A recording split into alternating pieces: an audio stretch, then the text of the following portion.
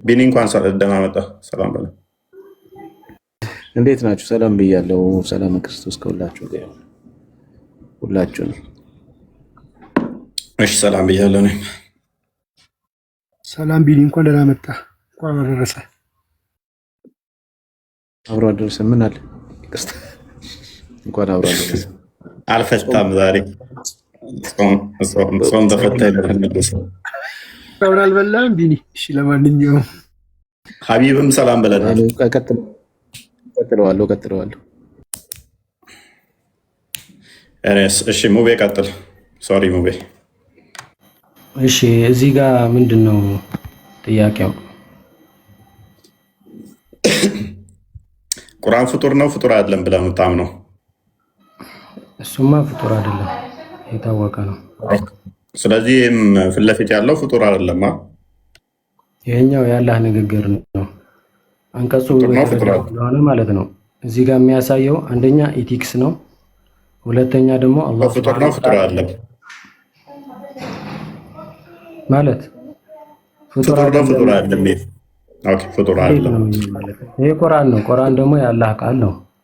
የአላህ ቃል ደግሞ ፍጡር ነው አይባልም ባህሪው ስለሆነ ያ ፍጡር አይደለም ስትል ለጅብሪል የነገረው አሁን አላህ ለጅብሪል ነግሮታል ብለህ ነው የምታምነው አይደለ? በምንድን ነው የነገረው? በድምፅ ነው የነገረው? በምልክት ነው የነገረው? በዜማ ነው የነገረው? እንዴት ነው የነገረው? እሱ አስፈላጊ ጥያቄም አይደለም፣ ለእኛ የሚመለከት ነገርም አይደለም። እኛ እዚህ ውስጥ ገብተን አንፈላሰፍም ማለት ነው።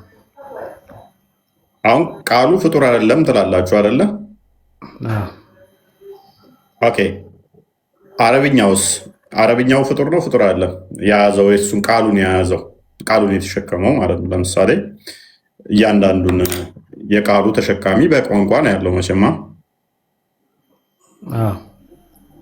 እሱስ እንዴት ነው የሚታየው? ፍጡር ነው ፍጡር አይደለም? አላህ ሱብሓነሁ ወተዓላ በፈለገው ቋንቋ ይናገራል። አሁን የተለያዩ ነቢዮችን ይልካል አይደል? በቋንቋቸው መጽሐፍ ያወርድላቸዋል። ቋንቋ እኛ እንዲገባን መሰረት ያደረገ ስለሆነ አላህ ሱብሓነሁ ወተዓላ በፈለገው ቋንቋ መናገር ይችላል። እሱ ያተረፈው ቋንቋ በምን ቋንቋ ይናገራል ሳይሆን ይሄ የወረደበት አረብኛው ቋንቋውን ፍጡር ነው ፍጡር አይደለም? ለምሳሌ አላህ የሚለው አረብኛ ነው ምንድን ነው? አረብኛ ነው። ስለዚህ አላህ የሚለው አረብኛው ራሱ ፍጡር ነው ፍጡር አይደለም? እንዴት አረብኛ ቋንቋ ነው። ስለዚህ አላህ የሚለው እስከ ቋንቋ አብሮ ፍጡር አይደለም ማለት ነው። ማለት ፍጡር ያልሆነው የቁርአኑ ነው። ቁርአን የአላህ ንግግር ነው። ቁርአኑ ደግሞ እዛ ንግግር ውስጥ አላህ የሚል ንግግር አለ አይደለ? ያ ንግግር ታዲያ ፍጡር ነው? ለምሳሌ አላህ ሱብሓነሁ ወተዓላ ሙሐመድ ብሎ ይጠራል። ለምሳሌ ማለት ነው። ሌላም ሰው ሙሐመድ ብሎ ይጠራል። መልካም። ስለዚህ ምንድነው ጥያቄ?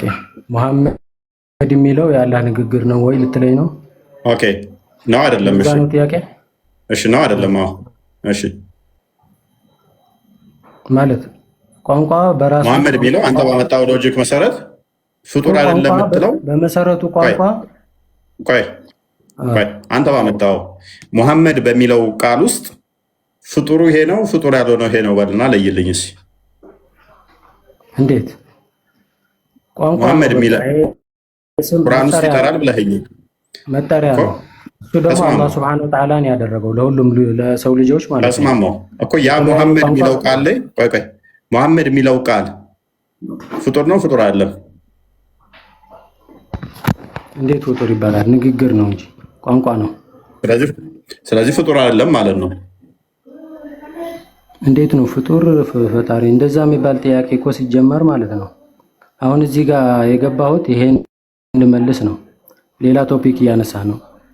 አንደኛ ነገር እዚህ ጋር ቁርአን ምንድን ነው የሚለው? አንደኛ ኢቲክስ ነው የሚያስተምረው። ኢቲክስ ማለት ስነ ስርዓት፣ ከነቢዩ ቤት ሲገቡ ስርዓት መያዝ እንዳለባቸው፣ ምግብ ሊበሉ ተጠርተው እዛ ቆይተው እንትን ላለ ማለት ምግብ ከበላችሁ በኋላ ውጡ ይላል እዚህ ጋር ማለት ነው። ለነቢዩም ክብር እየሰጣቸው እንደሆነ ያመለክታል። ትልቅ ክብር እየሰጣቸው እንደሆነ ያመለክታል። ስለዚህ እዚህ ጋር ያለው ምንድነው? ጥያቄው ምንድነው ነው? ስለዚህ ይሄ ነገር ፍጡር አይደለም አይደለ? ይሄ ቁርአን ነው፣ የአላህ ንግግር ነው ቁርአን። ስለዚህ ይሄ ንግግር መሐመድ ሳይኖር ሰማይ ምድር ሳይፈጠር አለ የለም? አላህ ሱብሓነሁ ወተዓላ ቀድሞ አለ በለውሐል ማህፉዝ። ስለዚህ ሰማይ ምድር ሳይፈጠር አላህ ዘንድ ይሄ ብቻውን ምንም በሌለበት ላይ መሐመድ ቤት እንዳገቡ የሚል ወይንም ደግሞ እቃ ከተዋሳችሁ በኋላ ወዲያው ተበተኑ አላህ ይል ነበር ማለት ነው ብቻውን? ይሄ ብቻ አይደለም። ሰማይ ምድር ሳይፈጠር በፊት ሁሉንም ነገር አላህ ጽፎ አስቀምጦታል። ማንኛውም ንግግር አንተ የምትናገርም ይሁን ሌላም ነገር ይሁን በቀለም ጽፎ አላህ አስቀምጦታል። ምድርም ሳይፈጠር ከመጽሐፉ በፊት እሺ፣ ፋይን። ከመጽሐፉስ በፊት አለ የለም ማለት ይሄንን ቃል ከመጽሐፉስ በፊት ነበር አልነበረም? በቃ ጻፊ ተጽፎ ተገኝቷል። እንደዛ የሚባል ነገር ፍልስፍና ውስጥ መግባት አንችልም። አላህ ሱብሓነሁ ወተዓላ ሁሉንም ነገር ጽፎ አስቀምጠዋል። የጻፈው ነገር ጅማሬ ያለው የለውም? አለው። ጅማሬ ያለው ነገር ደግሞ ፍጡር ናቸው አይደለ? አሁን ለምሳሌ አንተ የነገርከኝ የሆነ ነገር ስም እየጠራህ ነው። ለምሳሌ አንተ እኔን እያወራኸኝ ነው። ንግግርህ ፍጡር ነው የሚባለው?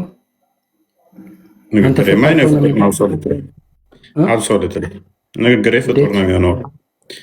ከኔ የወጣ ነው። ከኔ ጋር አብሮ የተገኘ ስለሆነ አይደለም። ያንተ ባህሪ ነው። ከአንተ ጋር የተፈጠረ ነው እንጂ ፍጡር አይደለም። ከአንተ ጋር የሚኖር ነው። ፍጡር አይደለም፣ ባህሪ ነው።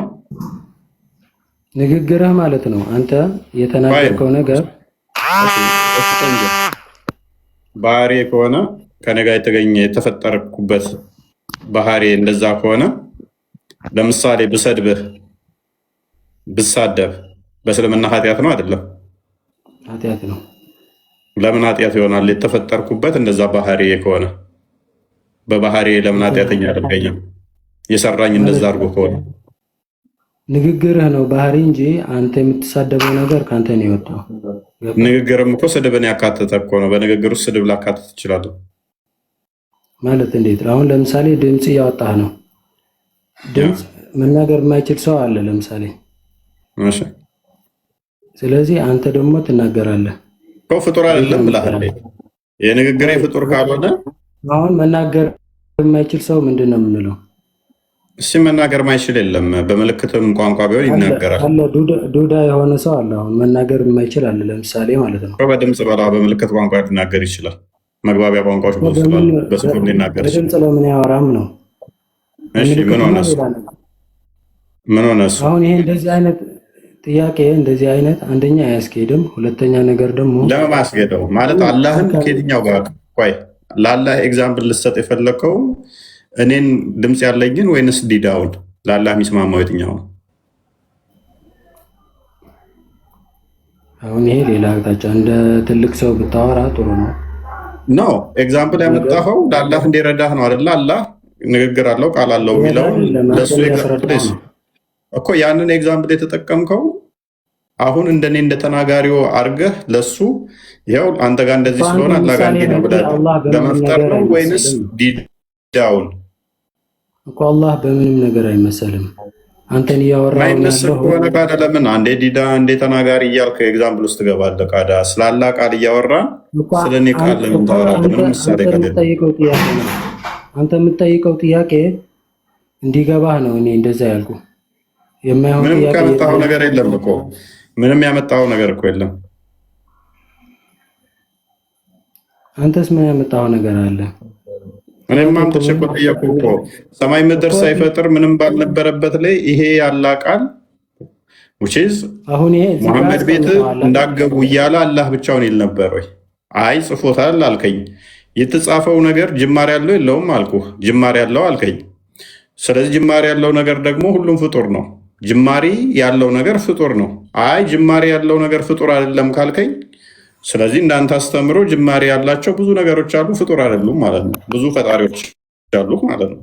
ፍጡር ያልሆኑ ብዙ ጅማሬ ያላቸው ለምሳሌ ጅማሬ የሌላቸው ብዙ ፈጣሪዎች አሉ ስትል ለምሳሌ ኤግዛምፕል ጅማሬ ያላቸው ጅማሬ ያለው ብለህ ተስማማህልኝ። የተጻፈው ነገር ጅማሬ ያለው አልከኝ። ጅማሬ ያለው ነገር ደግሞ ፍጡር ነው አልኩህ እኔ፣ ምክንያቱም ከመጀመሩ በፊት ስላልነበረ። በዚህ ተተስማማ። ጅማሬ ያለው ነገር ፍጡር ከሆነ ከመጀመሩ በፊት ያሌለ ነገር ፍጡር የሚሆን ከሆነ ተጽፏል አስቀድሞ። ኤግዛምፕል አንተ ስትወለድ ማለት ነው። እሺ ልጅ ሲወለድ ለምሳሌ አንድ ልጅ ሲወለድ ያለቅሳል አይደል? እሺ ከነ ድምፁ ይወለዳል አይደል? እሺ ስለዚህ ድምፁ ከተወለደ በኋላ ነው ያወጣው ወይስ አብሮ የተወለደ ነው? አብሮ መጣሽ። ምን ሆነ? ስለዚህ ምንድነው ጥያቄ ነው? አሁን አብሮ ጅማሬ እኮ አለው እሱ። ምን አገናኝ?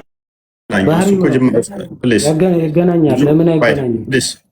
ልጁ እኮ ጅማሬ ያለው አብሮት ቢመጣም ድምፁም አብሮ ቢሆን ጅማሬ ያለው። እኔ ምሳሌ ነው ማይሆን ምሳሌ አትጠቀምልህ እኮ ለዛ ነው እያደከምከኝ ነው ሙቤ። ማይሆን ኤግዛምፕል አትጠቀም። አሌስ ከአላህ ጋር የሚሄድልህ ምሳሌ ተጠቀም እኮ። እኛ አሁን ፍልስፍና እስልምና ፍልስፍና አይደግፍም። በጣም አደከምከኝ። ይሄ የአረብኛ ፊደሉ የተፈጠረ ነው ወይስ ያልተፈጠረ ነው? ፊደሉማ ፍጡር ነው። ተፈጥሮ የተጻፈው ወረቀቱ ፍጡር ነው። አይ ወረቀቱን አላልኩም። ፊደሉም የተጻፈው የምትለው ንግግሩ ነው አይደል? አረብኛ ንግግሩ ነው አይደል? ንግግሩ ነው። አሁን በአረብኛ ያለው ማለት ነው። በአረብኛ ፊደሉ ፍጡር ነው። ፊደሉ አረብኛ ንግግሩ ለምሳሌ ቁል ወላሁ አሐድ ይሄ ፍጡር ነው። ንግግሩ አይደለም። ቁል ወላሁ አሐድ ማለት በምንኛ ነው የተጻፈው? ግን ፍጡር ነው። በምንኛ ነው ቋንቋው? ቋንቋውን የጠየቁ መጀመሪያ አረብኛ። ስለዚህ በአረብኛ ተጽፈዋል ማለት ነው። አንተ እሱ ፍጡር ነው ወይስ ፈጣሪ ነው? የተጻፈው ፍጡር ነው። ቁል ወላሁ አሐድ የሚለው ቃሉ በአረብኛ ሲጻፍ ፍጡር ነው። ቃሉ ሳይሆን የተጻፈው ነው ያልኩህ። ቃሉማ የአላህ ቃል። ስለዚህ ይሄ አሁን ይሄ ቁርአን ምንም ክብር በንጹህ እጅ ምናምን መንካት አይጠበቅብህም ማለት ነው። ውዱ ማድረግ አይጠበቅብህም። እንደፈለግክ ማድረግ ትችላለህ። የአላህ ንግግር ስላልሆነ ማለት ነው። ፍጡር ስለሆነ ለምን አይጠበቅብህም ታዲያ? የአላህ ንግግር የምትለው አረብኛ ንግግሩ ነው። በድምጽ ብቻ ሲሆን ነው የአላህ ቃል የሚሆነው በአረብኛ። ቁርአን ሲጀመር የቃል መጽሐፍ ነው። የመጽሐፍ ስለዚህ በድምጽ ብቻ እንጂ በጽሁፍ አይሆንም። በጽሁፍ ቁርአን አይባልም እያልከን ነው ማለት አላህ ረሱላህ ሰለላሁ ዐለይሂ ወሰለም። እዚህ ጋር አረብኛው አለ። ለምሳሌ ይሄ አረብኛው ፊደል ያስረዳህ። ነብዩ ሰለላሁ ዐለይሂ ወሰለም መጽሐፍ አይችሉም። ለምሳሌ መጽሐፍ አይችሉም፣ ማንበብ አይችሉም። የወረደላቸው በቃል ነው።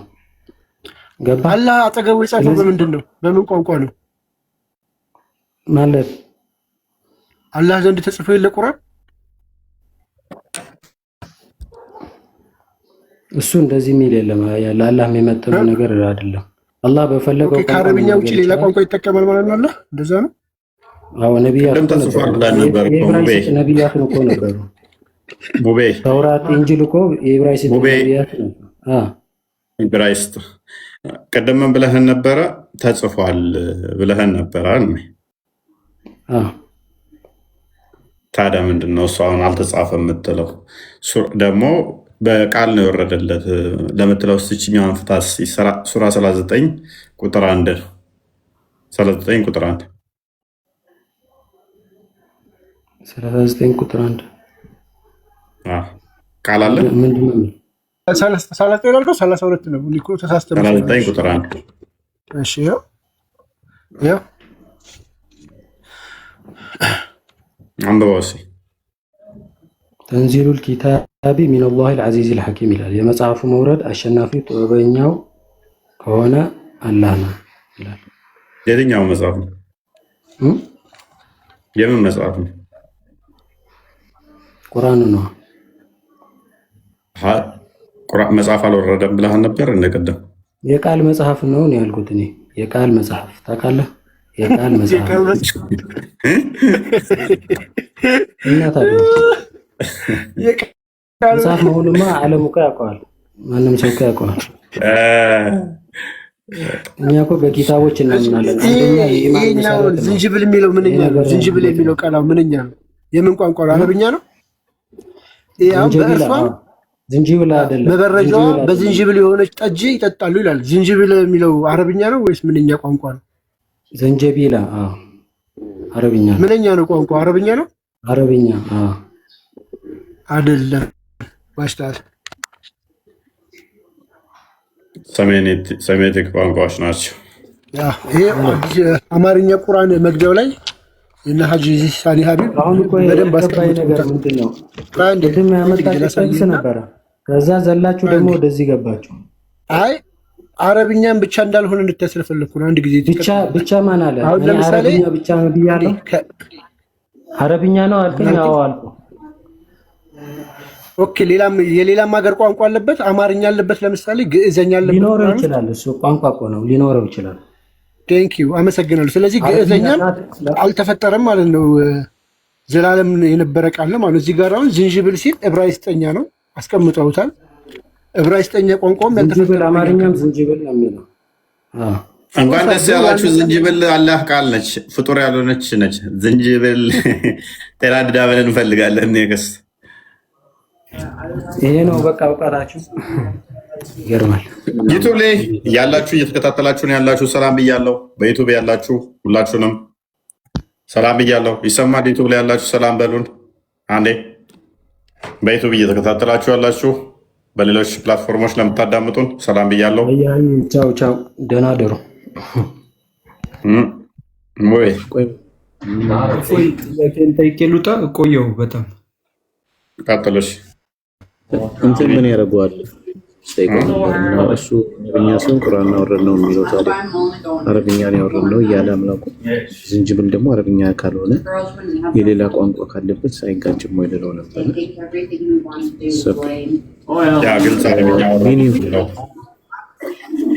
ግን ከመለስ ሌላ ቋንቋ ከተገኘበት ዋሽቷል አምላክ።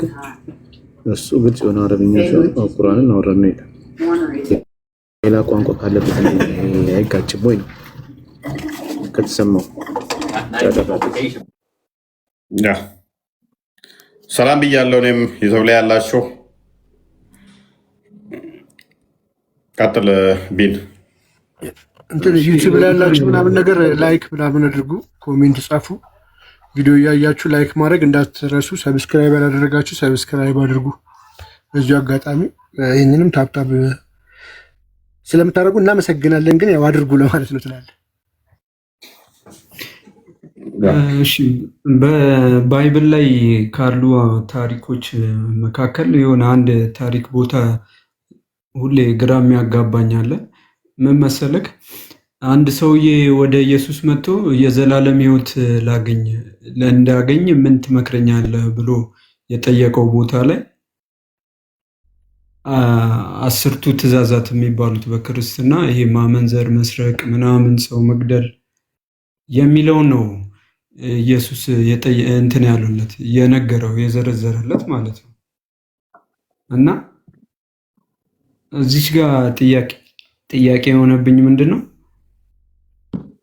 እነዚህን አሁን የዘላለም ሕይወት ለማግኘት እነዚህ ነገሮች አድርግ ብሎ ከደረደረው ውስጥ አንድ በእኔ የመን እኔን አምልክ የሚል ቦታ የለውም። እና ለምን ያንን በግልጽ አልነገሩም? ግን እዛም ደግሞ አታምልክስ ብሎታል። የዘላለም ሕይወት ለማግኘት ነው የሚለው ጥያቄው የጠየቀው። የዘላለም ሕይወት ለማግኘት ብሎ ነው። ከዛም ደግሞ እነዚህንማ ከልጅነቴም ጀምሮም በእርግጠኝነት ቃል በቃል እንትን ባለለልህ ያው ይመስለኛል እንደዛ ነው የተረዳሁት። ከልጅነቴም ጀምሮ እስካሁን እስካለሁበት እያረኩ ያለሁት ነገር ነው። ከዚህ የተሻለ ነገር ሲለው ደግሞ ሰደቃ እንዲሰድቅ ካለው ላይ ነው ያለው ተጨማሪ ብሎ የነገረው። እና ይሄ እንዴት ነው? መልካም እሺ፣ ቢኒ ልትሄድበት ፈልጋል? ቀጥል። ያ ትንሽ ሀሳብ ልስጥህና አንተ ትቀጥልበታለህ። ቢን ጠያቂው ማን ነው? የጠየቀው ክርስቶስን ማን ነው? ማን ይላል መጽሐፍ? ያው አንድ ሰው አንድ ሰው 30 አይደለም። አንድ ሰው ሳይሆን ማን ነው ይገልጸዋል። መጥቶ የጠየቀው ፈሪሳዊ ነው? ሰዱቃዊ ነው? እነሱ ደግሞ ምንድነው የሚያምኑት? የሚቀበሉት ምንድነው? የተጻፈላቸው ምንድነው? ሕግን በመፈጸም ነው እንትን የሚሉት እነሱ ወደ እግዚአብሔር መንግስት የሚገቡት ወይም ወደ ቅድስና የሚመጡት ሕግን በመፈጸም ነው፣ የብሉይ ኪዳን ዘመን ማለት ነው። ስለዚህ ሰውየው የመጣው ለምንድን ነው? የሙሴን ሕግ እንደጠበቀ ለመናገር ነው። በዛውም ደግሞ ክርስቶስ ጎበዝ እንዲሉ ነው። በእርግጥ ክርስቶስ ሕግና ነቢያትን ልሽር አልመጣሁም ልፈጽማቸው እንጂ ብሎ ተናግሯል። ልፈጽማቸው ማለት ፍጹማን ሊያደርጋቸው። አስቀድሞ ዓይን ያጠፋ ዓይኑ ይጠፋ ነበር። አሁን ግን በወንድም ላይ እንዳትቆጣ፣ አስቀድሞ ወዳጅን ውደድ ጠላትን ጥላ ነበር። አሁን ግን ጠላታችሁን ውደዱ ብሎ ፍጹም ሊያደርገው ማለት ነው። ፍጹም ማለት ሊፈጽመው ሲባል ፍጹም የሚያደርገው ማለት ነው። ስለዚህ ያ ሰውዬ አይሁዳዊ ስለሆነ ፈሪሳዊ ስለሆነ ሕጉን ነው የነገረው። ያን ሕግ ግን መጠበቅ እንደማይችል አወገባው አይደለ? ሰውዬ መጨረሻ ላይ ይሄንማ ከልጅነት ጀምሮ ሳረግ ነበረ አለው።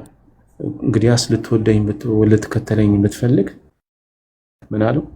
ያለህን ሽጠህ ለድሆች ሰጥተህ ተከተለኝ አለው። ተከተለኝ አለው እኮ አምልከኝ ማለት ነው። ተከተለኝ ክርስቶስ። ምክንያቱም በሌላ ቦታ ላይ ክርስቶስ እኔን ሊከተል የማይወድ ቢሆን እኔ ሊሆን አይገባውም ብሎ ስለተናገረ እኔ ሕይወትና መንገድ ነኝ ስላለ፣ ስለዚህ ክርስቶስን ለመከተል ሕግን መስራት ያስፈልጋል። አዎ ሕግን መስራት ያስፈልጋል። ግን በሰው አቅም ሕግን ልትፈጽም አይቻልም። ማን? ክርስቶስ ጸጋ ካልሆነ ክርስቶስ ካላገዘ።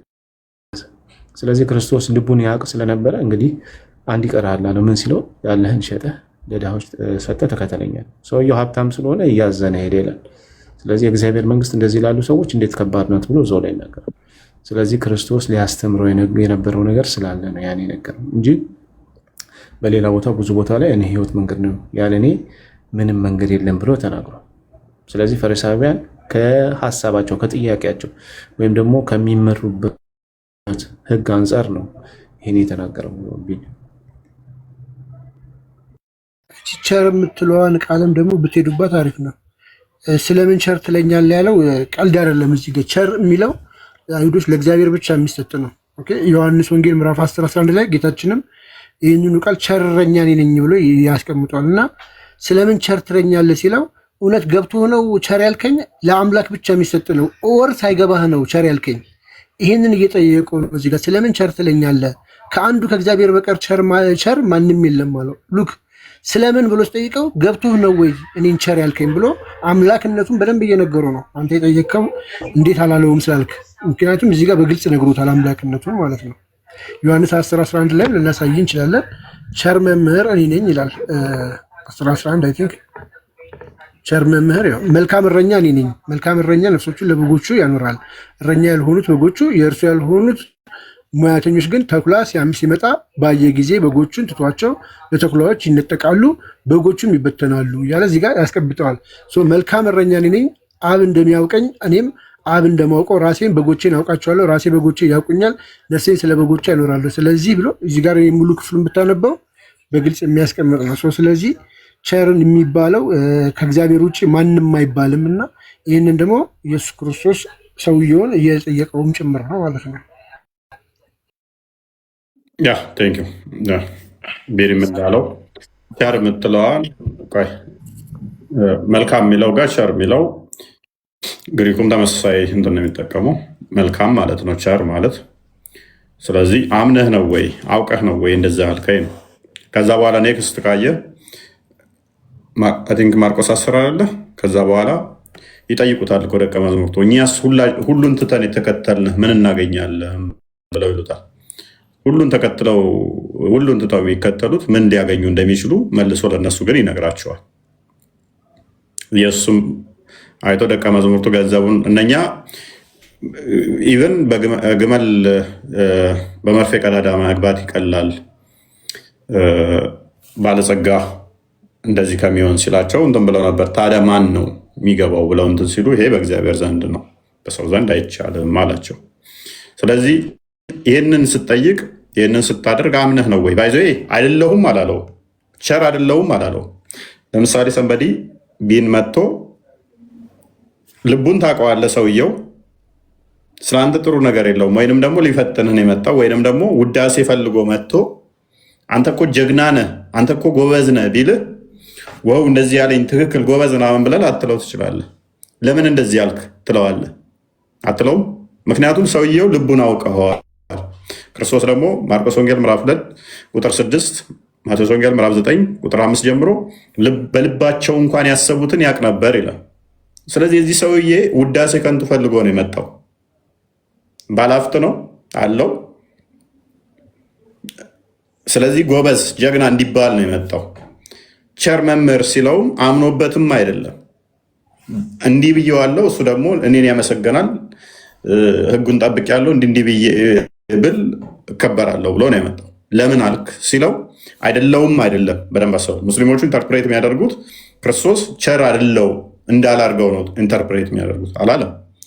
ደጋግሞ ዮሐንስ ወንጌል ምዕራፍ 10 ላይ እንትናም ዴብም እንዳሳየው ቁጥር 11 ላይ በተለያየ ቦታ ላይ እሱ ነፍሱን እስከ መስጠት እንኳን ቸር እንደሆነ ለእረኞቹ ራሱን አሳልፎ ለበጎቹ ምግብ የሆነ እረኛ፣ በጎቹን አርዶ የሚበላ እረኛ ሳይሆን ለበጎቹ ምግብ የሆነ እረኛ ነው ክርስቶስ። እኛ በጎች ቢኖሩን አርደን አደልበን ልንበላቸው ነው።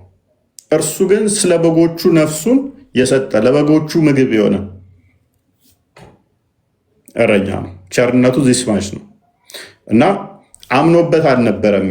ያመኑት ግን እዛው ክፍል ላይ ማርቆስ ወንጌል ምዕራፍ 10 ላይ እኛስ ሁሉን ትተን የተከተልነ ያመን ምን እናገኛለን ብለው ይጠይቁታል። ከፍ አድርገው ክፍሉንና ሜይ ቢ ማሳየት ይቻላል። ቁጥር 37 ጀምሮ ይመስለኛል። የማርቆስ ላይ ያለው ነው ወይስ ዮሐንስ? ማርቆስ ላይ ምዕራፍ 10 እሱ የጠቀሰው ከፍ ብሎ ማለት ነው። ለእነሱ ደግሞ ይነግራቸዋል ሁሉን ትተው ለተከተሉት አምነው ሲሆን ማለት ነው። ያኛው አምኖ ሳይሆን እንትን ሊል ነው፣ ውዳሴ ከንቱን ፈልጎ ነው። ያ ጴጥሮስም እንሆ እኛ ሁሉን ትተን ተከተልን ይለው ጀመር። ምን እናገኛለን? እሱ እሺ መከተልን አልፈለገም። ሁሉም መተው አልቻለም። ሁሉን ትተን የምንከተለው እግዚአብሔር ነው። ነፍሳችንን እስከ መስጠት ድረስ የምንወደው ለእግዚአብሔር ነው። ሁሉን ትተን ንብረታችንን፣ ቤተሰባችንን፣ ኤቭሪቲንግ። ኢየሱስ መልሶ እንዲህ አለ፣ እውነት እውነት እላችኋለሁ ስለ እኔ ስለ ወንጌል ቤትን ወይንም ወንድሞችን ወይንም እህቶችን ወይንም አባትን ወይንም እናትን ወይንም ሚስትን ወይንም ልጆችን ወይንም እርሻን የተወ አሁን በዚህ ዘመን ከስድስተኛ ጋር ቤቶችን ወይንም ወንድሞችን እህቶችን እናቶችን ልጆችን እርሻንም 100 እጥፍ በሚመጣው የዘላለም ሕይወት የማይቀበል ማንም የለም። ሁሉን ነገር ትቶ እዚህ ያለውን ንብረቱንም ልጆቹንም ኤቭሪቲንግ ትቶ እንትን ለሚል በሚመጣው ዓለም የዘላለም ሕይወትን የማይቀበል ማንም የለም። የዘላለም ሕይወት ደግሞ ማንም ይሰጠው? ዮሐንስ ወንጌል ምዕራፍ 10 ላይ ቁጥር 17 በጎችን አውቃቸዋለሁ ከእጄ ማንም አያወጣቸውም ይላል። ለሚወዳቸው ምን እንደሚሰጥ የዘላለም ሕይወትን እንደሚሰጥ ይናገራል። ዮሐንስ ወንጌል ምዕራፍ 6 ቁጥር 40 ላይ በልጁ ማመን የዘላለም ሕይወት እንደሆነ ይናገራል። ዮሐንስ ወንጌል ምዕራፍ 11 ቁጥር 25 ፈጠን ብታቀርብ አሪፍ ነበር ቃል ቁጥር 25 ላይ የሚያምንብኝ ቢሞት እንኳን የዘላለም ሕይወት አለው ይላል። 11 ዮሐንስ 11 25 ስለዚህ የዘላለም ሕይወትን ታገኛላችሁ አላቸው። ሁሉን ትቶ ተከተለው። ያኛው ግን ሁሉን ትቶ መከተል ስላልቻለ ነው። ሁሉን ትቶ መከተል ካልቻለ ምን ያደርገው? ይቅርታና የትንሣኤን ቀን ከአብ በቀር ማንም አያውቅም ይላል። እሱ ሌላ ቶፒክ ነው። እችኛዋን እንጨርስ ቅድሚያ። ኢየሱስም ትንሣኤና ሕይወት እኔ ነኝ፣ የሚያምንብኝ ቢሞት እንኳን ሕያው ይሆናል። የሚያምኑበት ሕያው እንደሚሆኑ ትንሣኤም እንደሆነ ነገረን ማለት ነው። ዮሐንስ ወንጌል ምዕራፍ 6 ቁጥር 40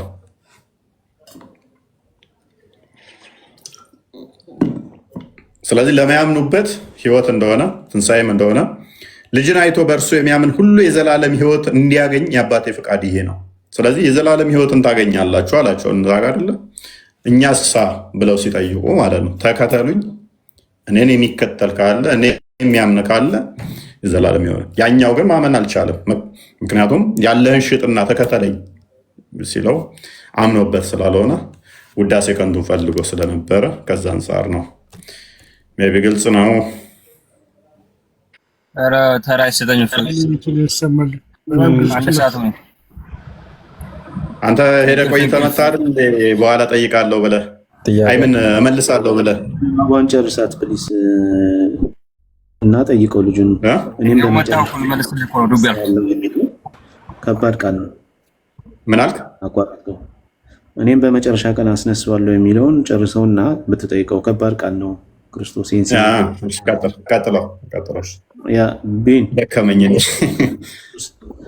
ደከመ። ኢየሱስ ክርስቶስ ምን ይላል መሰለ? እኔም በመጨረሻው ቀን አስነሳዋለሁ። የሚያምንብኝ ቢሞት ይሄ እንትን ልጅን ማየተው እርሱ የሚያምን የዘላለም ሕይወት እንዲኖረው እንጂ እንዳይጠፋ የአባቴ ፈቃድ ይሄ ነው ካለ በኋላ እኔም በመጨረሻ ቀን አስነሳዋለሁ ይላል። በመጨረሻ ቀን ሰዎችን የሚያስነሳው ማነው? በአንተ እምነት መሰረት ማይክን አንሳና እስቲ መልሳት። ሰዎችን የሚያስነሳው አላህ ነው በመጨረሻ ቀን። ስለዚህ ኢየሱስ አላህ ነኝ እያለ ነው ማለት ነው አይደል? እንደናንተ እምነት መሰረት ማለት ነው። አይ እሺ፣ ሰዎችን በመጨረሻው ቀን የሚያስነሳው አላህ ነው አላልከኝም? አሁን ሰዎችን የሚያስነሳው አላህ ነው። አዎ፣ ግን ኢየሱስ ምን አለ? እኔም በመጨረሻ ቀን አስነሳዋለሁ። አይታየም? በመጨረሻው ቀን እኮ አስነሳዋለሁ ማለቱ እኮ እስካሁን ደግሞ ሲያስተምር የነበረው ምንድነው? እኔ መንገድ ነኝ ነው። እዚህ መልስ ነው መንገድ የሆነ ነገር እንትን አይ መንገድነቱን እሱ ክርስቶስ ራሱ በክርስቶስ ካልሄድክ ሕይወት ስለሌለ ነው ጥያቄው። እዚህ ጋር ግን እኔም በመጨረሻ ቀን አስነሳዋለሁ። በመጨረሻ ቀን ማስነሳት የሚችል ከአንድ ፈጣሪ ውጭ ከአምላክ ውጭ አለ? የለም። ሁሉም በመጨረሻ ቀን የሚቀሰቀስ ነው ራሱ አይደል? ሁሉም በመጨረሻው ቀን ይቀሰቀሳል። ስለዚህ ኢየሱስ ክርስቶስ ምን አለ? ሁሉንም ሰው በመጨረሻ ቀን አስነሳዋለሁ፣ ቀሰቅሳለሁ እያለ ነው። ስለዚህ ኢየሱስ እኔ አምላክ ነኝ እኔ አላህ ነኝ እያለ አይደለም። ለምን ያንን ለማለት እኮ እኔ በመጽሐፍ ቅዱስ መጀመሪያ ማመን አለብኝ አይደለም? ግን አሁን ያስነሳል ምን አላልኩም እኮ ገባኝ። ያስነሳል ብዬ ግን ክሌም እያደረገ ነው ወይ? አንተ አትመን። እንደ መጽሐፉ ነው የጠየቀ ጽሑፉ። መጽሐፉ ግን ይላል አይደል? አሁን መጽሐፉ ኢየሱስ ክርስቶስ እኔ በመጨረሻው ቀን አስነሳዋለሁ እያለ ነው። ስለዚህ እንደዛ ሲል አምላክ ነኝ እያለ ነው አይደለ? ለማለስ ግን አንተ አትመን፣ ችግር የለም። መጽሐፉ የሚለውን ቃሉን ግን አይ ልጅንም አይቶ በእርሱ ይላል። ልጅንም በእርሱ የሚያምን ሁሉም የዘላለም ሕይወት እንዲኖረው እንጂ እንዲኖረው የአባቴ ፈቃድ ይሄ ነው አለና። ቆይ አሁን እሱን አይደለም የጠየቁ። አሁን እሱም አባትም አለው እናውቃለን። አሁን ኢየሱስ ግን ራሱ ክሌም ሲያደርግ ምን አለ? እኔም በመጨረሻው ቀን አስነሳዋለሁ አለ። ቅድም ምን ብለሃል? በመጨረሻው ቀን ማስነሳት የሚችለው አላህ ብቻ ነው፣ ሌላው በጠቅላላ ሁሉ ተቀስቃሽ ነው አልክ። ስለዚህ ኢየሱስ እዚህ ጋር እኔም በመጨረሻ ቀን አስነሳዋለሁ ሲል ምን እያለ ነው? ምን ክሌም እያደረገ ነው? እንደሚያስነሳ ክሌም ያደርጋል እኮ። የሚያስነሳው ማን ነው? ማን ነው የሚያስነሳው? ሰውን የሚቀሰቅሰው መጨረሻው ማን ነው? መጽሐፍ ቅዱሱ ኢየሱስ ነው እኔ አስነሳለሁ የሚለው። ግን ደግሞ ማን ነው? የአካል ምን ይባላል? ቆይ ሰዎችን በመጨረሻ ቀን የሚያስነሳ አካል ምን ይባላል? ስሙ ምን ይባላል? እንደምን ከምን አቆይ ፍጡር ነው ፈጣሪ ነው ሊያስነሳ የሚችለው ሰዎችን ሁሉ አጠራርጋሉ። አላስረዳችሁ እሱ የሚለው አስነሳዋለሁና ዋብያው እሺ፣ ዋብያው በቃ እንደ እኔ ልጨርስና በቃ ችግር የለም። ቢኒያው ቃሉ አንቆሃል፣ ተናንቆሃል አይደለም? መሰለ ኢየሱስ መሰለ ስለ ትንሣኤ ቀን አብ በቀር እሱ ሌላ ነው። እሱ አሁን እሱ ሌላ ነው። እዚህ ይሄን ሳትመልስ ሌላ ቦታ ለምን ትሄዳለህ? እዚህ ጋር ግን ኢየሱስ በመጨረሻ አለው። ግን በቃ እንዴ ለትንሣኤ ቀና እያወራን እኔ ልጨርስና በቃ ቆይ እኔ ልጨርስና ትቀጥላለህ። ሌላ ቶፒክ ውስጥ አትግባ። ይሄን ክፍል ዘለ ነው እዛ የምትሄደው። እኔም በመጨረሻ ቀን አስነሳዋለሁ ብሎ ሲናገር እርሱ ራሱን አምላክ እያደረገ ክሌም እያደረገ ነው። ክርስቶስ እኔ አምላክ ነኝ እያለ ነው። ሌላ አይደለም። በዛውም ብዙ ጊዜ ጥያቄያችሁ እዚህ ላይ ይመለሳል። እኔ አምላክ ነኝ ያለበት የቱ ጋር ነው ትላላችሁ? ይኸው ኢየሱስ ክርስቶስ ሰውን ሁሉ በመጨረሻ ጊዜ የሚያስነሳ የሚቀሰቅስ እርሱ ነው። የሚያምንብኝ ቢሞት ቅድም ዮሐንስ ወንጌል ምዕራፍ 11 ቁጥር 25 ላይ የሚያምንብኝ ቢሞት እንኳን ሕያው ይሆናል፣ ሕያው የሚሆን ቢሞትብኝ እንኳን ለዘላለም አይጠፋም ማለት። ስለዚህ ክርስቶስ ሕይወት የሚሰጥ መጨረሻ ላይ ደግሞ ሰዎችን የሚያስነሳ እንደሆነ ራሱ ተናግሯል። ይሄ በተግባር አድርጎት እኮ ነው። ዝም ብሎ መናገር ብቻ ሳይሆን አልዓዛርን አስነስቶ ነው እኔ ትንሣኤና ሕይወት ነኝ ያለው ማለት ነው። ለማንኛውም እንዳይረዝምባችሁ እኔ ጨርሻለሁ። በቃ ቴንክ ዩ። እዚህ ዮሐንስ ላይ 10:28 ላይ እኔ የዘላለም ሕይወትን እሰጣችኋለሁ ይላል። ማን ያለው? እኔ ነው ያለው። እኔ የዘላለም ሕይወትን ሊሰጥ የሚችል ፈጣሪ ነው፣ አምላክ ነው። አምላክ ነኝ እያለ ነው። የግድ አምላክ ቃል በቃል ሊነግረህ እኔ የዘላለም ሕይወትን እሰጥሃለሁ ካለ እኔ አምላክ ነኝ እያለ ነው። ለዘላለሙም አይጠፋም ማለት ኢማጂን፣ ከእጄም ማለት የሚነጥቃቸው የለም። ጌም ኦቨር። ይህንን ከፈጣሪ ውጭ ማንም ሊናገሩ አይችልም። ኤኒዋን አንድ ቢኒ ጋር አውራ ነኝ። ቢኒ ጋር እንመልስልኝ ብዬ ነው። ልቀጥል አንዴ እኔ ልጨርስና አንተ ልበል። ሰዓት ሄደ እንደ አሳጥር አንተ 6 ሰዓት ሲል አሁን ይዘ እሺ በቃ ያው ካልፈቀድክልኝ ያው በቃ ሌላ ጊዜ እጠይቃለሁ። እሺ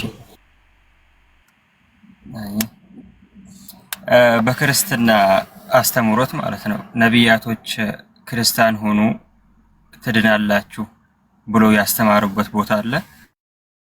ከዘፍጥረት እስከ ዮሐንስ ራእይ ሙሉ ማለት ነው። ጀመርነው ላይ አትጨርስም? ጥያቄ ይሄ ነው። ይሄ እኮ የሞኞች ጥያቄ ነው። አሁን ቁርአንን ይዘህ መተህ የቁርአንን ሀሳብ ይዘህ መተህ መጽሐፍ ቅዱስ ላይ አፕላይ ማድረግ አችልም። በመጀመሪያ ደረጃ እግዚአብሔር ሰውን ሁሉ ወደ ዘላለም ሕይወት ይጠራል። የዘላለም ሕይወት የሚገኘው ደግሞ እግዚአብሔርን በማመን ነው። የእኛ መጽሐፍ ቅዱስ የሚጻፈው ወይም የተጻፈው ሀሳቡ ከዛ አንጻር እንጂ እንደዚህ ሆኖ አይደለም። ሰምቻለሁ። ክርስትና ምንድን ነው እሱ? ወንድማችን ዋብያ ተረጋጋ። ቆይ ቢኒ ጋር ማውራት ፈልገው እፎይ፣ አንተም በቀጣይ መጣባል። ዋብያሽ እኛ የምንመልሰው ከራሳችን ከመጽሐፋችን ከአስተምሮታችን እንጂ ጥያቄ ይዘህ መተህ ጥያቄውን መጽሐፍ ቅዱስ ውስጥ የምትፈልግ ከሆነ ትክክል አይደለም። ነቢያት እምነታቸው ተጽፏል፣ ሃይማኖታቸው አልተጻፈም። ማንን ያምኑ እንደነበረ ግን መጽሐፋችን ላይ አስቀምጧል። አዎ የሥላሴ አማኝ ናቸው፣ የክርስቶስ ተከታይ ናቸው። ክርስቶስን ሰብከዋል። አስቀድመው ክርስቶስ እንደሚመጣ ትንቢት ተናግረዋል። ክርስቶስንም ሲፈልጉ እንደነበረ መጽሐፍ ላይ ተጽፏል። ቋንዴ ዋብያው ማይክን ያስ ገብቷል። እናንተ ችግራችሁ ቁርአን ላይ ያለውን ቃል አምጥታችሁ መጽሐፍ ቅዱስ ላይ ፈልጉ። አይደለም ተቋም አሁን ትክክል አይደለም።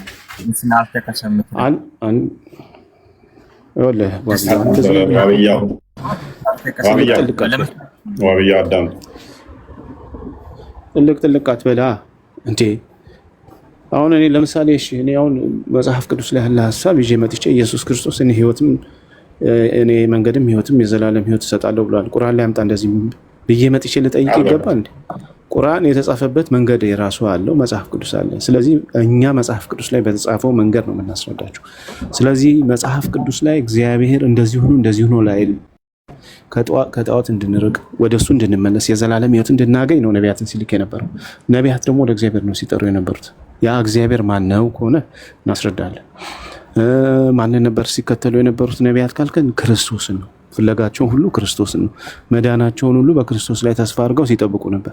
ይሄ የነቢያት አስተምሮ ነው። ይሄ ደግሞ ዝም ብለን የምናወራው አይደለም። እንደናንተ መጽሐፉን ይዘን አክቹዋሊ የሆነ መጽሐፉን ይዘን ነው የምንናገረው። እናንተ እምነትን ይዘን አሁን እዚህ ላይ የምትመጣው አሁን መሐመድ የተናገረውን ነቢያት እንዲህ ብለዋል ማስረጃ አምጣ ብትባል ቁርአንን ነው መልሰህ እዛው እንቁላል ዶሮ ነው እንቁላል ነው የሚቀድመው አይነት ጨዋታ ነው የምትጫወተው። ቀድሞ የነበረው እንቁላል ነው ወይስ ዶሮ የሚል እዛው እርስ በርስ ስትዞር የምትለው ማለት ነው፣ ሰርክል ስታል።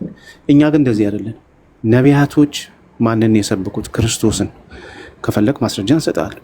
ፍለጋቸው ማንን ነበር ሲከተሉ የነበሩት? ክርስቶስን ማለት ነው። ኢየሱስ ክርስቶስን ሲሰብኩ የነበሩት። አስተምህሮታቸው ምን ነበር? አንዱ እግዚአብሔር ቆይ አንዴ ስማ።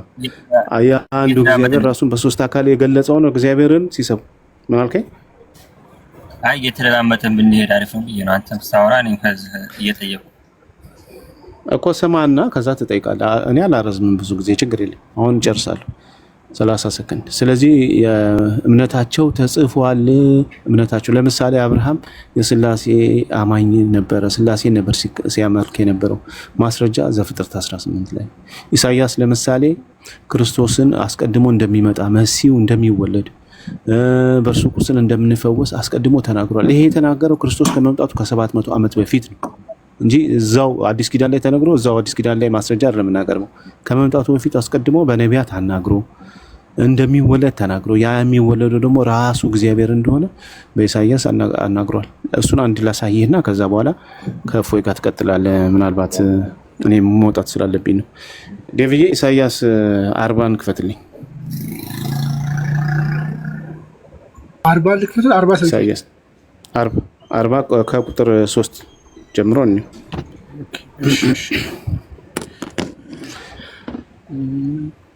ኢሳያስ እንግዲህ ኢየሱስ ከመምጣቱ ከ700 ዓመት በፊት የነበረ ነብይ ነው።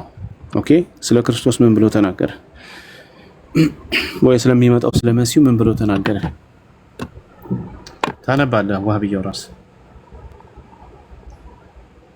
እሺ፣ አንብብ እስቲ አንብብ። አይ እኔ አሁን ጥያቄ ይሄ አልነበረም ማለት ባጭሩ የለም ነው ጥያቄው። አሁን አንተ የጠየቅኩት ጥያቄ የለም ነው እኔ እንደተረዳሁት ማለት ነው።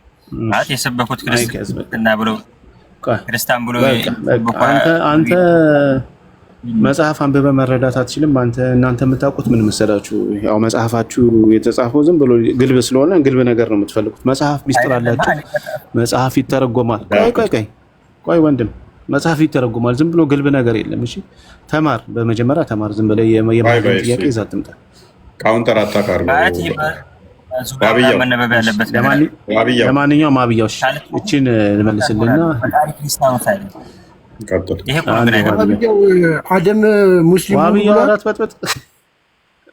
አደም ሙስሊም አደም ሙስሊም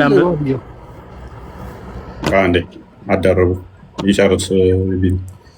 እችን ልጨርስና ትቀጥላላችሁ። እሺ ለማንኛውም የአዋጅ ነጋሪው ቃል የእግዚአብሔርን መንገድ በምድረ በዳ ጥረጉ፣ ለአምላካችን ጎዳና በበረሃ አስተካክሉ። ከፍ አድርገው ለአምላካችን ያለው ስማ። ሸለቆም ሁሉ ከፍ ይላል፣ ተራራውም ኮረብታውም ሁሉ ምንድነው ይቀናል ነው ዝቅ ይላል፣ ጠማማውም ይቀናል፣ ስርጉቱም ሜዳ ይሆናል። የእግዚአብሔር ክብር ይገለጣል፣ ስጋ ለባሽ ሁሉ በአንድነት ያያዋል። ማንን? እግዚአብሔርን ምን ይለዋል? ስጋ ለባሽ ሁሉ በአንድነት ያያል፣ የእግዚአብሔር ክብር ይገለጣል ብሎ ተናገረ። ስለዚህ ስጋ ለባሽ ሁሉ በአንድነት ያየው ማንን ነው? በኮረስፖንደንት አዲስ ኪዳን ላይ ግባና አምጣለትና ሳይ ይሄ ክፍል እንዴት እንደተፈጸመ። አይ ቲንክ ዮሐንስ ወንጌል ምዕራፍ 1 ነው 2 ላይ አለ። አንድ ላይ አለ። ወሃቢያ ኢሳይያስ ምን አለ አስቀድሞ? ሉቃስ ከገባህ እስቲ ያነበብ ዮሐንስ ወንጌል ምዕራፍ 1 ነው። ዮሐንስ ወንጌል ምዕራፍ 1 ላይ ክብሩን አዩት አለ። 20 ምናምን አከበ አይደለም። እኔ አሁን እያልኩ ያለው ጥያቄ ግልጽ ነው ይመስለኛል። ለምሳሌ በስልክ ታውቃለህ ለማንኛውም ቆይ አንዴ እናንተ እምነት ምን እንደሆነ እንኳን ድንቁርና ነው። እናንተ ቃል ነው እንጂ እምነት የላችሁ። አዳምጥ ቆይ። እምነት እንዲህ ነው የሚገነባው እንጂ ቃል አይደለም። ነብዩ ኢሳያስ ምን ብሎ አስተማረ? ዮሐንስ እንዴት አዳምጥ ቆይ አዳምጥ። እፎይ ቀጥል። እኔ በቃ ልወጣ ስለሆነ ይቅርታ። ቀጥል አንተ። በቃ መሄድ አለብኝ። ይቅርታ በጣም ኦኬ። እርሱም ነብዩ ኢሳያስ እንዳለ የጌታ መንገድ አቅኑ ብሎ በምድረ በዳ የሚጮህ ሰው ድምፅ እኔ ነኝ። ማን ነኝ? እኔ ነኝ። ኢሳያስ የተናገረለት የጌታ መንገድ የያዌ መንገድ ያዌ ነው የሚለው መንገድ አቅኑ ተብሎ የተባለው ማን ነው? እኔ ነኝ። የተላኩት ከፈሪሳውያን ነበሩና እንኪያስ አንተ ክርስቶስ ነህ ከፈር ወይንም ኤልያስ ወይንም ነቢዩ አይደለህ ስለምን ታጠምቃለህ ብለው ጠየቁት። ዮሐንስ መልሶ እኔ በውሃ አጠምቃለሁ፣ ዳሩ ግን እናንተ የማታውቁት በመካከላችሁ ቆሟል። ምን ብሏል? በመካከላችሁ ቆሟል። እኔ ጫማውን ጠፍር ልፈታ የማይገባኝ ከኔ በኋላ የሚመጣ መቼ የሚመጣ? ከኔ በፊት አላለለም ያለው። ከኔ በኋላ የሚመጣው ከኔ ይልቅ የሚከብር ይህ ነው አላቸው። ይህ ነገር ዮሐንስ ይጠመቅበት በነበረው በዮርዳኖስ ማዶ በቢታንያ በቤተ ራባ ሆነ። በነጋውም ዮሐንስ ኢየሱስ ወደ እርሱ ሲመጣ አይቶ እንዲህ አለ፣ እነሆ የዓለምን ኃጢአት የሚያስወግድ የእግዚአብሔር በግ። እዛ ጋር የተናገረው የእግዚአብሔር መንገድ አቅኑ፣ ጥርጊያውን አቅኑ እያለ ይጮሃል፣ ይመጣል። ለያዌ ሲመጣ መንገዱ የሚጠርግ አለ ብሎ ኢሳያስ ትንቢት የተናገረለት ለእኔ ነው። ያን መንገድ ጠራጊው ለያዌ ብሎ ነው ያስቀመጠው። እሱም ማነዋለው? ኢየሱስ ነው። እርሱም የዓለም ኃጢአት የሚያስወግድ ነው። ይሄን ክብሩን አየን። ቁጥር 14 ላይ አድርገው ቃል ስጋ ሲሆን ጸጋና እውነትን ተሞልቶ በእኛ ሲያደር፣ ቃል ስጋ ሆነ ጸጋና እውነትንም ተሞልቶ በእኛ አደረ። አንድ ልጅ ከአባቱ ዘንድ እንዳለው ክብር የሆነው ክብሩን ምናል አየን እናያለን ይላል ኢሳያስ። አየን። ያ መንገድ ጠራጊው ለያዌ የምጠርገው እኔ ነኝ። የመጣውም ያዌ ዓለምን ኃጢአት የሚያሰርየው የሚደመስሰው ማን ነው አለ? ኢየሱስ ነው። ስለዚህ ነቢያቶች ሲጠብቁት ተስፋም ሲያደርጉት ነበር። እምነት ዕብራውያን ምዕራፍ 11 ቁጥር 1 ዕብራውያን ምዕራፍ 11 ቁጥር 1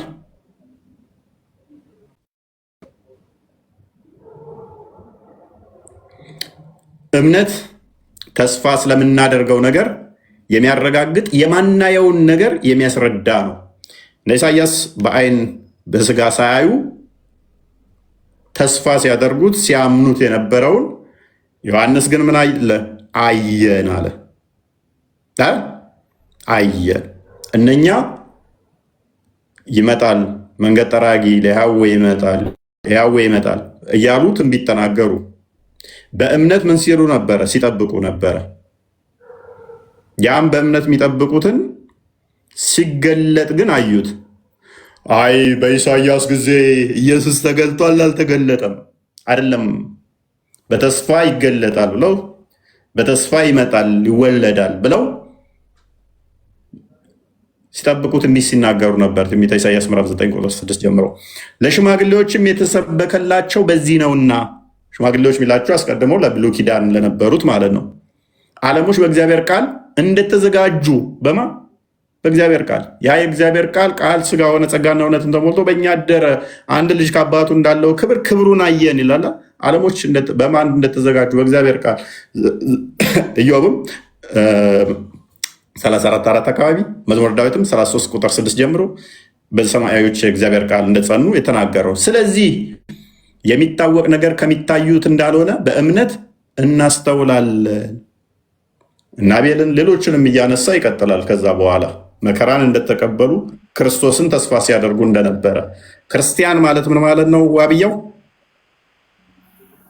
አሁን አንተ ክርስቶስ ማለት ክርስቶስ ማለት ነው። ክርስቲያን ማለት ምን ማለት ነው? ክርስቲያን ማለት ምን ማለት ነው? ክርስቲያን ማለት ምን ማለት ነው እኮ? ምን ማለት ነው? ምን አውቃለሁ እኔ። አንተ ምታውቀው ክርስቲያን ማለት ታዲያ ለምን ጠየቅክ? ክርስቲያኖች ናቸው አይደሉም ብለህ ለምን ትጠይቃለህ? ክርስቲያን ምን ማለት እንደሆነ ሳታውቅ። እኔ እኮ አሁን የጠየቅኩ ሌላ፣ አንተ የምታብራራልኝ እሱ ምን ማለት ነው? ስለ ኢየሱስ ክርስቲያኖች ናቸው አይደሉም ስትል ክርስቲያን ማለት ምን ማለት ነው እየጠየቅኩ ነኝ። ክርስቲያን ማለት በኢየሱስ ክርስቶስ ያመኑ ማለት ናቸው ነው አይደለም? ምን ብለህ ጎበዝ፣ ቴንክ ዩ። ስለዚህ ምን ይላል አሁን ዕብራውያን በጠቀስኩልህ? እምነት ማለት ያላዩትን ያልደረሱበትንም እንኳን በእምነት ተስፋ ማድረግ ነው። ስለዚህ ኢሳያስ ምን ብሎ ያምን ነበረ? መለስክልኝ፣ በቃ ቴንክ ዩ።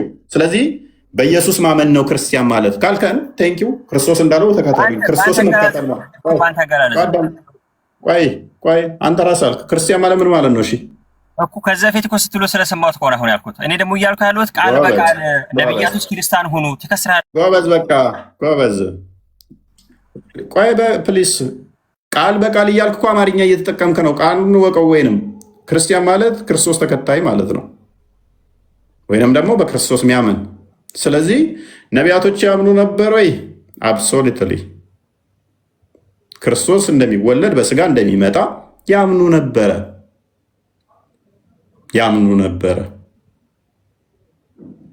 ተስፋ ሲያደርጉ ነበረ። በስጋ ሳይወለድ ክርስቶስ ተወለደ ብለዋል ወይም ደግሞ ክርስቲያን ተብለዋል ወይ? ነቢያቶች አልተባሉ። ለምን? ገና አልተወለደም። ኢየሱስ ክርስቶስ ጓዳምጣ ይወለዳል ይመጣል ብለው ሲጠብቁ ነበር እንጂ ሳይወለድ ተወልዷል ብለው አይደለም የሚሉት። ተረጋጋ። ቆይ ስለዚህ ኢየሱስ ክርስቶስ የሚለው ስሙ ራሱ ክርስቶስ የስጋው ስም ኢየሱስ የሚለው ስጋው ስም ስለሆነ ገና የሚወለድ ነው የሚመጣ ነው ብለው የሚጠብቁ ናቸው። ቃል ስጋ ሲዋሃድ ኦኬ። ይሄንንስ ትንቢት ተናግረዋል ወይ? በሚገባ ትንቢተ ኢሳይያስ ምዕራፍ 56 ከቁጥር 3 ጀምሮ በቤቴና በቅጥሬ ውስጥ የማይጠፋ የዘላለም ቤት ስም ሰጣችኋለሁ ብሏቸው ነበር። ምን ሚል ስም ይሰጣችኋል? በቤቴና በአጥሬ ውስጥ የማይጠፋ ስም እሰጣችኋለሁ። ለወደፊት ስም አዲስ ስም እንደሚሰጣቸው ነገራቸው። ኦኬ ቁጥር 6 አካባቢ ያገለግል ዘንድ እግዚአብሔርን ስም ይወድ ባሪያዎችን የሆኑ ዘንድ ወደ እግዚአብሔር የሚጠጋ መጻተኛ እንዳይረክሱት ሰንበቴን የሚጠብቁትን ቃል ኪዳኔንም የሚይዙትን ሁሉ ከፍ አድርገው ወደ ተቀደሰ ተራራዬ አወጣቸዋለሁ። በጸሎቴም ዝቅ አድርገህ ተቃራኒ። እሺ እግዚአብሔር ሰንበቴን ስለሚጠብቁ ወደ እግዚአብሔር የተጠጋ መጻተኛ በእውነተኛ እግዚአብሔር ከሕዝቡ ይለየኛል አይበል። ጀንደረባም እንሆ እኔ ደረቅ ዛፍ ነኝ አይበል። እግዚአብሔር ሰንበቴን ስለሚጠብቁ ደስም ስለሚያሰኙኝ ነገር ስለሚመርጡ ቃል ኪዳኔንም ቃል ኪዳኔንም ስለሚይዙ ጀንደረቦች እንዲህ ይላል፣ በቤቴና በቅጥሬ ውስጥ ከወንዶችና ከሴቶች ልጆች ይልቅ የሚበልጥ መታሰቢያ እና ስም እሰጣቸዋለሁ፣ የማይጠፋ የዘላለም ስም እሰጣቸዋለሁ። ስለዚህ ቤቱን እንደሚመሰርት የማይጠፋ ስምም እንደሚሰጥ ነገረን። ምን ለሚያደርጉት? ቃል ኪዳኑን ለሚጠብቁ፣ ቃል ኪዳኑን ለሚያከብሩ። ኤርሚያስ ትንቢተ ኤርሚያስ ምዕራፍ 31 አንድ ክፈትልኝ። እነኛ ግን እስራኤላውያን ኤርሚያስ 31 ቃል ኪዳኑ መጠበቅ ስላልቻሉ አዲስ ስም እንደሚሰጣቸው፣ ያም አዲስ ስም ምን እንደሆነ እናያለን። ኦኬ እነሆ ከእስራኤል ቤት እና ከይሁዳ ቤት ጋር አዲስ ቃል ኪዳን የምገባበት ወራት ይመጣል ይላል እግዚአብሔር። ያኛው አልፏል፣ ሕጉን አልጠበቁም፣ እንትን ሆነዋል። ስለዚህ ልጁን ላከ፣ አዲስ ስም እሰጣችኋለሁ፣ አዲስ ቃል ኪዳን ገባላችኋለሁ። ማቴዎስ ወንጌል ምዕራፍ 26 ቁጥር 26 ላይ ይህ ስለ እናንተ የሚፈስ ደሜ ነው፣ ይህ ስለ እናንተ የሚቆረስ ስጋዬ ነው። የአዲስ ኪዳን ደሜ የአዲስ ኪዳን ስጋ ይላችኋል አይደል? አዲስ ኪዳንን ያቆማል። አዲስ ቃል ኪዳን ገባለሁ አላል? አዲስ ኪዳን እገባለሁ አላል? ሲበሉም ኢየሱስ እንጀራን አንስቶ ቆርሶም ለደቀ መዛሙርቱም ሰጠና እንካችሁ ብሉ፣ ይህ ስጋዬ ነው።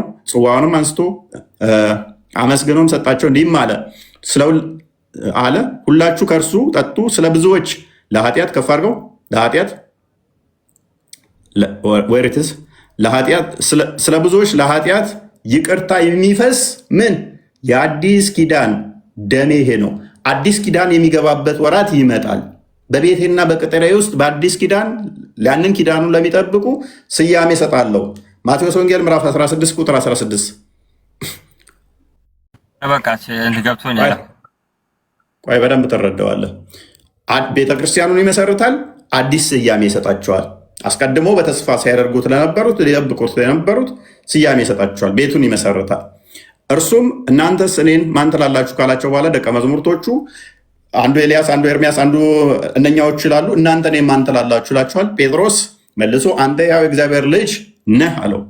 ኢየሱስ መልሶ እንዲህ አለው፣ የዮና ልጅ ስምዖን ሆይ በሰማያት ያለው አባቴ እንጂ ከፈርክ በሰማያት ያለው አባቴ እንጂ ከፈርክ ስጋና ደም ይህን አልገለጸልህም። ቃል ተቋርጠ ነበር መሰለኛ ቡስ አልሰማም። ከፍ አድርግ።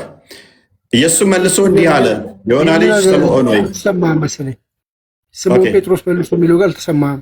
ስምዖን ጴጥሮስ መልሶ እንዲህ አለ፣ አንተ የሕያው የእግዚአብሔር ልጅ ነህ። ኢየሱስም መልሶ እንዲህ አለው፣ የዮና ልጅ ስምዖን ሆይ በሰማያት ያለው አባቴ እንጂ ስጋና ደም አልገለጸልህም። ከፍ አድርገው እና ብፁዕ ነህ አለው። እኔም እልሃለሁ አንተ ጴጥሮስ ነህ፣ በዚህች ዓለት ላይ ቤተ ክርስቲያኔን ቤት እሰራለሁ አላል። በቤቴ ውስጥ ማይጠፋ ስም ሰጣችኋለሁ። ቤተ ክርስቲያኔን ምን እላለሁ? ወርትስ ቤተ ክርስቲያኔን እሰራለሁ፣ የገሃነም ደጆችም አይችሏትም። ስለዚህ በአዲስ ኪዳን ቤተ ክርስቲያኑን ክርስቶስ ሰራ። የዚህ ቤተ ክርስቲያን አባላት ደግሞ በክርስቶስ ላይ ክርስቲያን የተባሉት ቤተ ክርስቲያን ተመሰረተች። ክርስቶስ ተከታይ ማለት ነው። በግሪኩ ክርስቲያን ማለት የክርስቶስ ተከታይ ማለት ነው፣ ወይም ደግሞ የዚህ ህብረት አባል የሆኑ ማለት ነው። እሺ ይሁንና ይሄ ጥያቄም በደንብ ግልጽ አልሆነልኝ ይመስለኛል። እሺ ሁለተኛ ጥያቄ አዳም ነው ለምንድን ነው እኔ የምቀጣው? ማለት እኔ ይበቃል። አዋብያው ድካሙ ማለረፍት እንደርግ እንጂ ሰው ባጭሩ ሎንግ ተርም ሾርት በአዳም ባጠፋው ለምንድን ነው የምትቀጣው? አዳም በበላው ለምንድን ነው ምድር ላይ አንተ ምን ትሰራለህ? አዳም ገነት ውስጥ ነበረ፣ አንተ ለምን ምድር ላይ መጣ? ሱራ 2 ከቁጥር 34 እስከ 38 አዳም በመውጣቱ ምክንያት አንተም እዚህ ተወርውረሃል። ሳይ ሙስሊም 195 ላይ በአዳም ኃጢአት ምክንያት አንተ እየተጠየቅክ ነው። ወይም ደግሞ ጠበሪ ላይ ቮሊም 1 ላይ ፔጅ 281 ላይ እነሱ ሰክረው አዳምና ሔዋን ሰክረው ዕፀ በለስን በመብላታቸው ምክንያት ነው የተወረወርከው። ኦኬ ሳይ ሙስሊም 100 እሺ በአዳም ምክንያት ነው ከገነት የወጣው። ከሴጣን ጋር ጠላት የሆንከው አዳም፣ አንተ እርስ በርሳችሁ ጠላት ያደረጋችሁ ገና ስትወለድ ምዥልክ የሚያደርግ ሴጣን ለምንድን ነው? ኃጢአት ሰርተህ ነው? እሺ ኃጢአት ሰርተህ ነው ንገረኝ። በአዳም ምክንያት ምንም ልንግባባ አልቻለም። የቅድሙን አልመለስክልኝም፣ መጀመሪያውን የአሁኑም አልተመለሰልኝም። እውነትህን ነው። ያለ አማራጭ እሱ ነው። አዳም በሰራው ምክንያት እየነገርኩ እኮ ነው። አዳም በሰራው ምክንያት ምድር ላይ እየተንደፋደፍክ ነው። ምክንያቱም ምድር ላይ ነው ያለኸው።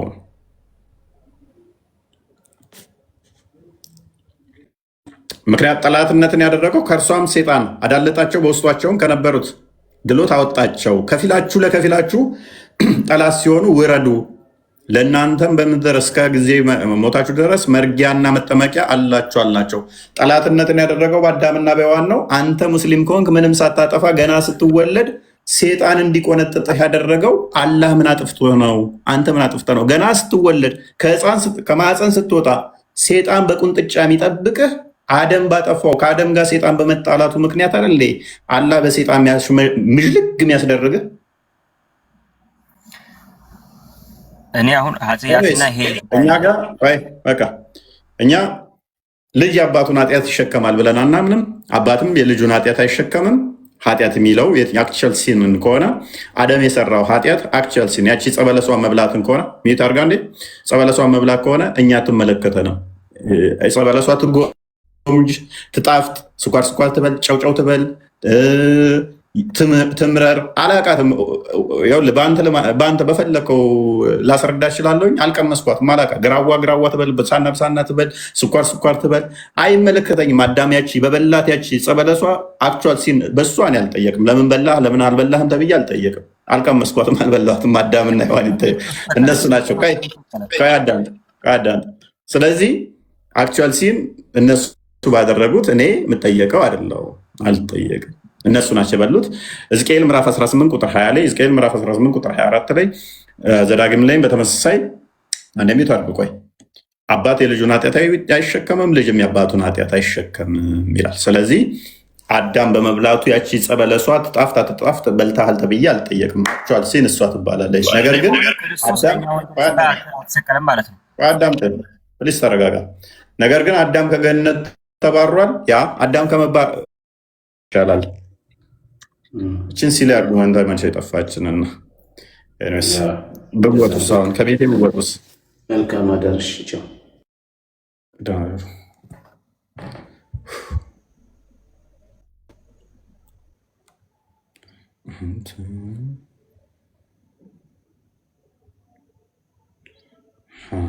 ሀቢብ እዚሁ እንደር ልቀቅል ቤቴን